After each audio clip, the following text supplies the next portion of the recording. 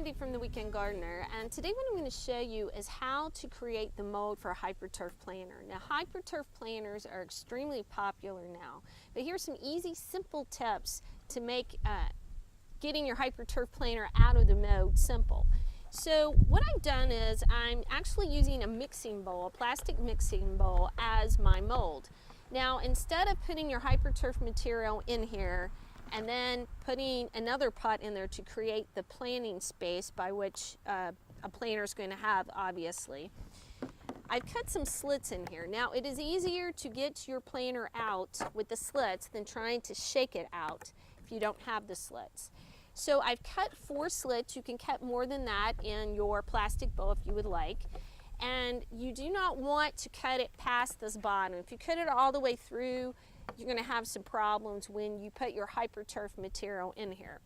So you may be wondering, how does this turn into a mold? Well, we're going to tape up these slits this way, and then we're also going to run duct tape around the container. So I'm just going to do some simple strip of duct tape to show you.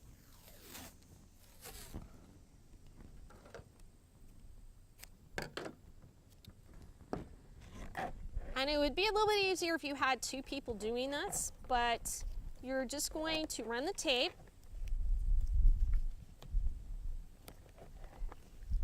so that that seam is closed.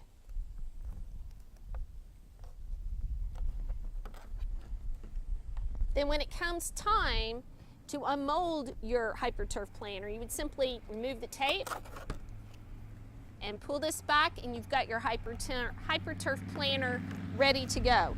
Now, the only container that you don't need to do this technique with is the container by which that you create the opening that you're going to plant in. And that would be this container as an example. You're just going to use this as a whole because it's much easier to pull that out than to try to get the entire Hyperturf container out of the mold.